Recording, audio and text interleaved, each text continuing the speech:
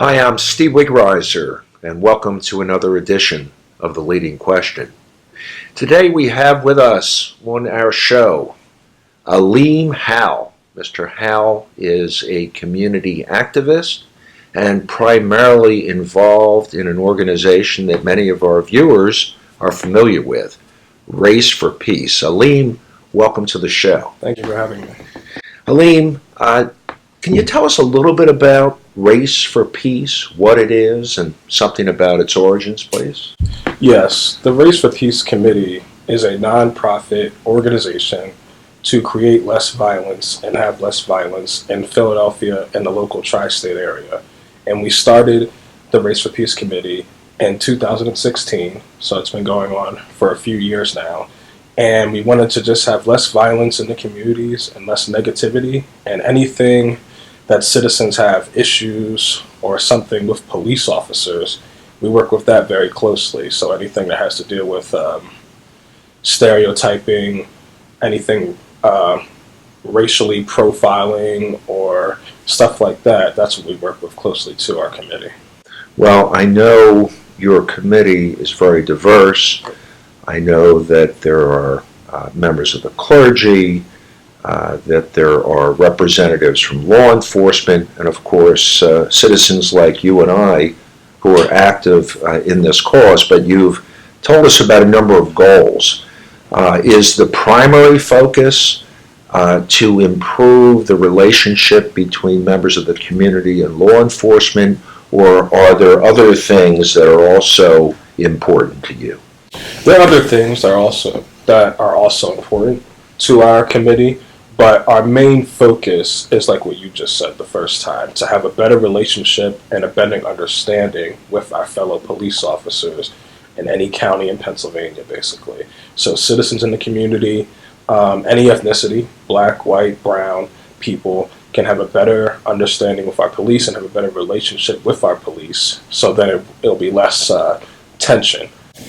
Was there one event or perhaps a series of events that was the genesis for the formation of Race for Peace? Yes, we have Race for Peace Committee annual summits, and the summits are held at churches in Philadelphia and other locations, and that's the event we have, that we have police officers, superintendents, chiefs, commissioners, and deputies, and they come to our Race for Peace Summit events, and that's when citizens can come out and speak to an officer and get their point across and get their concern across in any way, shape, or form they can by meeting with the police officers.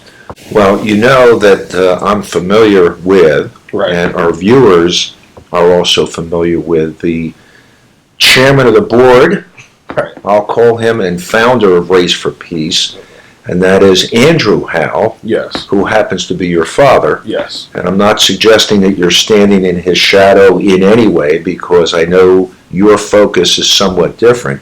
Right. So why don't we dive into that? Right.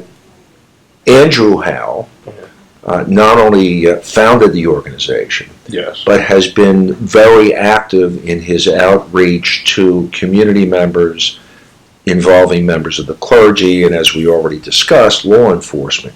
What has your focus been?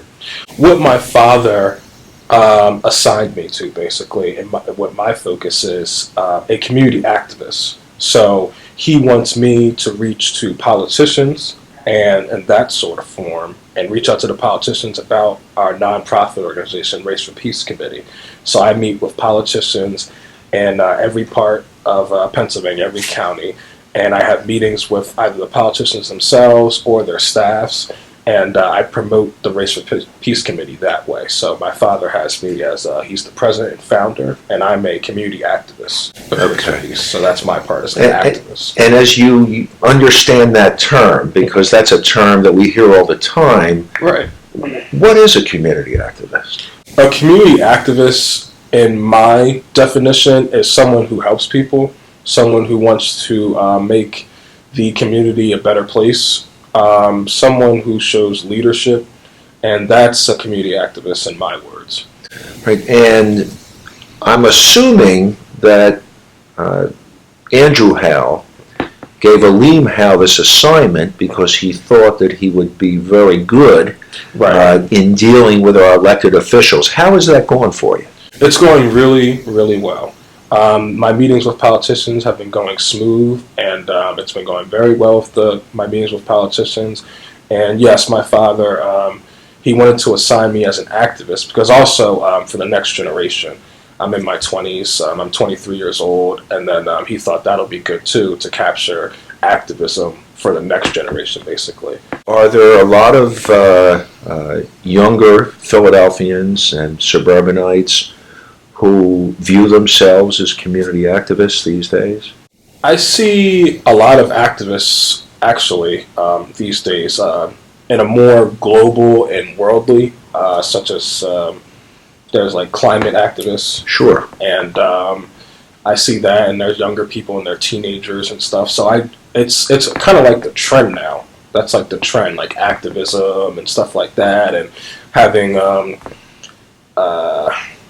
marches or movements, stuff like that. There's the Me Too movement, Black Lives Matter movement. So that's really the thing, to stand up for what you think is right for America. That seems like that's like the trend nowadays. More of a general and national focus. But you're here in the communities. Yes. And when you talk to elected officials, I assume you're talking to elected officials on a local level. Yes. Perhaps city, perhaps county, perhaps state. Yes. And I'm assuming that's because the issues that you are most concerned with are community issues. Yes. And so when you go to meet with these elected officials, I assume that you have to frame the problem or define the problem for them. Right. What is the problem? What are the issues that you're concerned with these days? The issues that our committee's concerned with these days is like basically what I stated before. Anything that has to do with violence or something that has to do with racial negativity, basically, with police and citizens, that's what we work closely with. And what I tell the politicians in their office or their staff, I say that our committee can make a change through that way. And we would like them to come to our events and participate in our events, which they have been doing. And that's basically what we try to do, because there's the police department, the fire department, we visit schools, but then also the politicians should be involved too, because they're basically the leaders of where we live. In all counties, Bucks, Chester, Delaware, Montgomery, Philadelphia.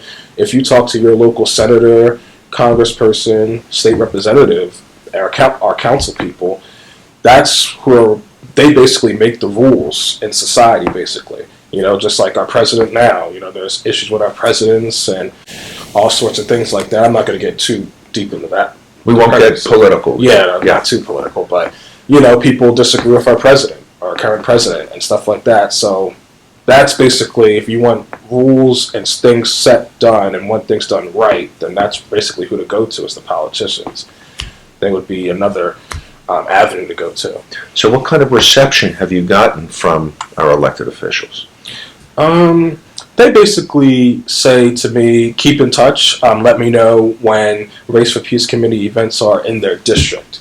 So say one of our events were in Philadelphia, so wherever our events are in Philadelphia, we'll contact that local state representative or senator to come to our Race for Peace Committee event. So they want to participate through wherever district they represent, that's where they'll go and participate. So if we have something in Montgomery County, we'll have Montgomery County politicians there, and that sort of nature.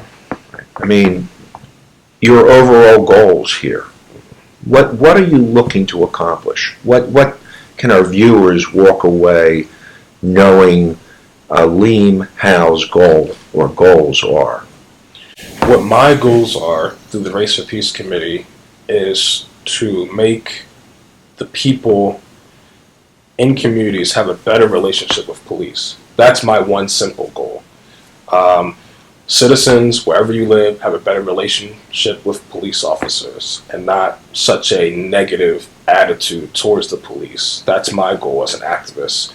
Have citizens, the police are there to protect us, and they're there to serve us, and they're there to help us, not have a negative outcome with police. I know there's been a lot of stuff happening in the past, with a lot of stories with shootings and stuff. An officer shot a black man or something, that sort of thing. But, we still have to get the whole picture out of it. Everyone wants to feel safe in their communities and feel safe outside their doors. So that's my goal, and that's why I'm the activist for the Race of Peace, to have a better relationship with police, basically.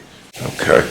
Well, it seems to me, though, that understanding is a product of communication, and it's a two-way street. And while members of the community have certain perceptions about the police, I assume it's also true that the police have certain perceptions about members of the community. Yes. And so, in order to be most effective, I assume that you are trying to address those issues at both levels. Yes, you're right. Absolutely right. And in fact, I had the privilege of attending one of your yearly events. I've attended other events as well.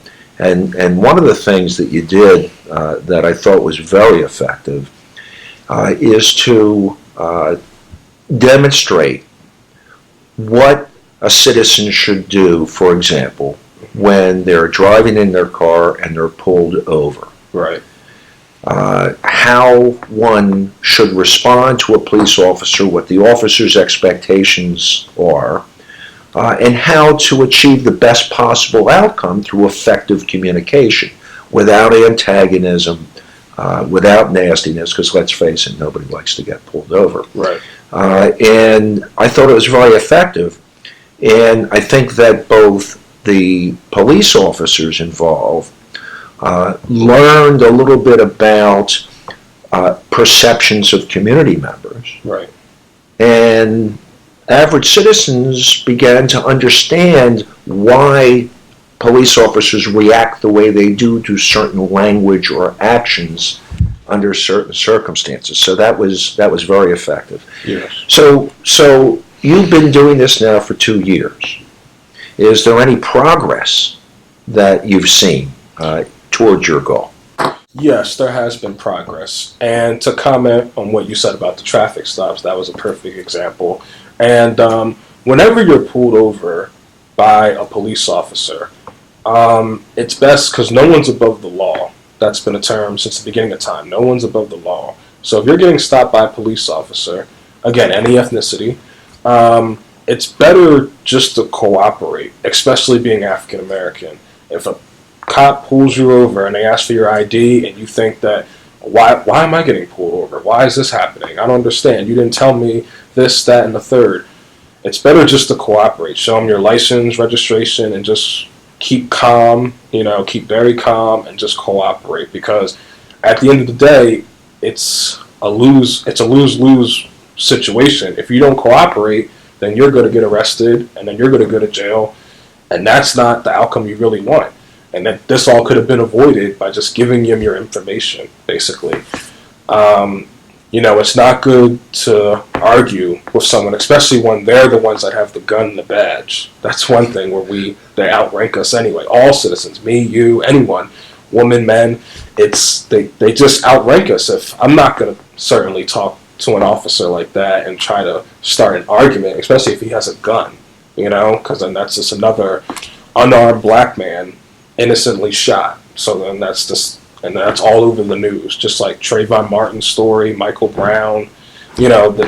These stories just need to stop happening. And to my knowledge, that's what I would say about traffic stops. Okay. But in terms of your goals, fostering a better understanding on both sides of the equation, right. Have you seen any signs of progress? I have seen signs of progress, yes. The Race for Peace Committee has had young men come to our events and young women, and then we go to have meet and greets. We have basketball games, our summits, and uni in the communities, ice skating. Those have all been events that the youth and everyone can get involved with to have a better relationship with police. So that's progressing, because more and more youth come to events each month or each year we have them, because then the word is just getting spread throughout the Philadelphia communities and all different counties in Pennsylvania. And I know that you have a very large board. Yes. And in addition to clergy and citizens, I know that there are a lot of police chiefs that serve Race for Peace.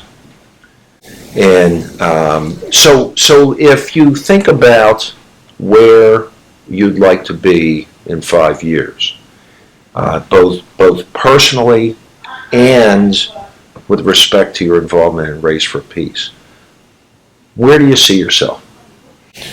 Where I see the Race for Peace Committee in 5 years is it'll be more known. It'll be more known. So say different states. Right now we basically have Pennsylvania set in stone. Then we'll have New York, New Jersey, Delaware. Basically the East Coast would know about it, and maybe even the West Coast. You never know. But sometimes committees and nonprofits, they have to get huge and stuff. Like sometimes it takes a celebrity sometimes to say something about an event, like the Me Too movement. I know there's interviews with celebrities on the Tonight shows and stuff, and they talk about certain nonprofits and businesses. And in 5 years, I think the Race for Peace Committee will just be more well known. That's what I can say. The statistics about it with the police and citizens, that's something maybe you could call my father about and talk to my father as the president and founder. He could speak on those sort of things, the statistics and more in-depth information. But for me as an activist, we will be more known worldly. Alim, what was the genesis, the beginning of Race for Peace? Well, my father, Andrew Howell, he started the Race for Peace Committee because as he grew up in North and West Philadelphia, that's where he's from and that's where he was born and raised, he saw issues in his community growing up with police officers and citizens. So that's why we started the Race for Peace Committee, because in my father's eyes, these are the things that need to be changed racially, a better relationship with the police, etc. Well, I suspect that there are viewers of this show who want to know more about Race for Peace. So how would they go about it? Let's start with the darling of the electronic age. Do you have a website? We have a website, and you can, viewers and citizens in the Pennsylvania community, they can go to raceforpeace.org. And we also have a Facebook page. If you type in RFPC on Facebook on the search bar. And then we have an Instagram page, RFPC Social Media, and that's on Instagram. So that's how people can follow us and know about our Race for Peace events coming up in their local communities, and they can get involved, especially if they want to have less violence and they like to contribute to a nonprofit organization. And this is the perfect way to do it. And I should point out that Race for Peace is a 501c3 nonprofit? Yes, it is. Okay. So I appreciate you coming on the show today. Yes. I wish you the very best. Thank you for having me. Attend as many events as I can because I think it's a very worthy cause. And I urge our viewers to support Race for Peace. Come out to an event in your area. Check out the website. Most of the events are listed on the website. And I think you'll agree this is a worthwhile organization and a very important organization. And so thank you once again for tuning in to The Leading Question. We will see you next time.